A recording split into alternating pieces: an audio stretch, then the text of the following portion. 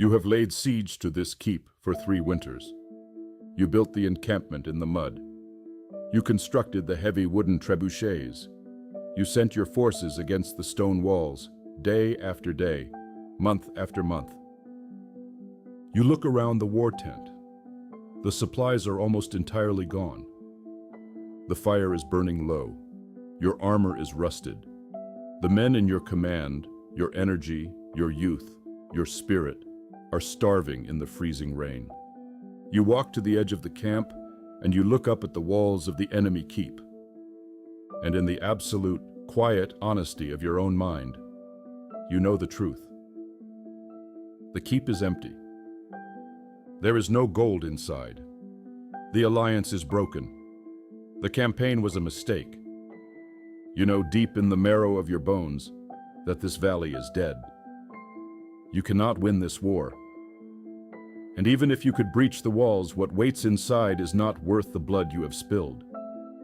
By all laws of logic and survival, you should sound the horn. You should break camp and return to your own kingdom. But you do not sound the horn. Instead, you turn back to the tent. You order your starving men to dig the trenches deeper. You order them to endure a 4th winter in the mud. In the clinical world, this devastating psychological trap is known as the Sunk Cost Fallacy and the Escalation of Commitment. In the language of the keep, it is the siege of the dead valley. We must examine why a brilliant, capable mind chooses to freeze to death rather than walk away. The human ego is a merchant. It keeps a ledger. It tracks every ounce of gold, every hour of time, and every drop of love you pour into a campaign.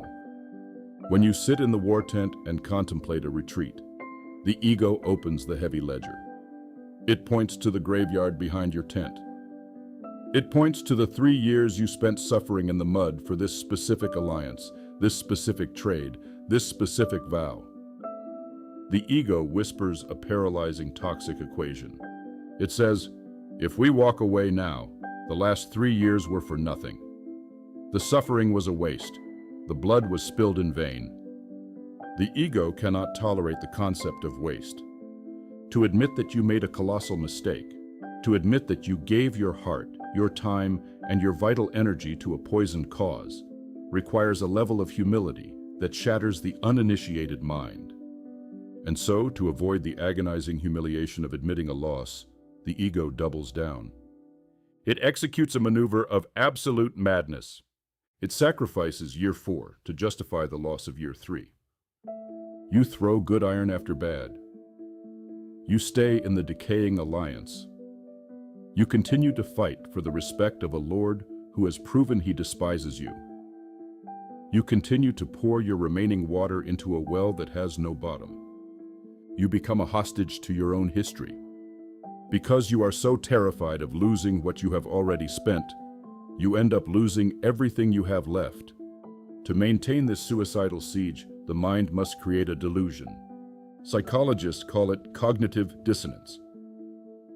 We call it the hallucination of phantom gold. When you are starving in the mud, your brain begins to hallucinate. You look at the cold, empty stone of the enemy keep, and you convince yourself that it is actually filled with treasure.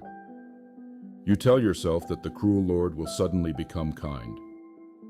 You tell yourself that the barren earth will suddenly grow wheat. You look at the absolute ruin of the campaign, and you invent tiny microscopic signs of hope to justify staying 1 more week. But the earth is dead, the keep is empty. You are drinking salt water, convincing yourself it is wine, simply because you paid a heavy price for the cup.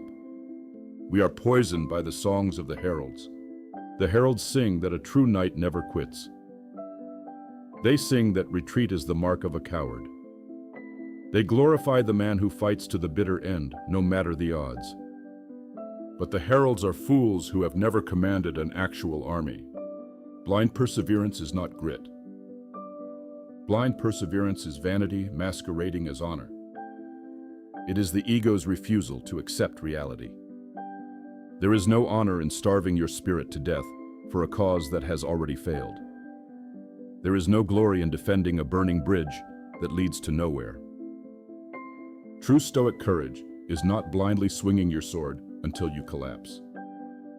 True courage is the brutal, terrifying clarity of looking at the ruined map, looking at the heavy ledger, and speaking the hardest word in the language of the realm. Enough. To escape the dead valley, you must execute a unilateral, psychological severing. You must separate the past from the future. The time you spent in the mud is gone. The love you gave to the broken alliance is gone. The years you spent pursuing the wrong crown are gone. You cannot save them. They belong to the earth now. The snow has buried them. No amount of waiting, no amount of hoping, and no amount of further suffering will ever bring that time back.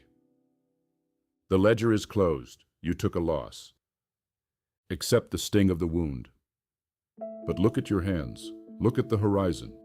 You cannot save yesterday, but you still possess tomorrow.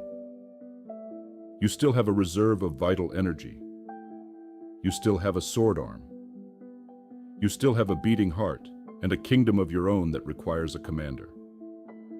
Will you sacrifice the remainder of your life to guard a graveyard? Or will you take your remaining strength and march toward a valley that actually has water? Quitting is not a failure. Quitting is a tactical pivot.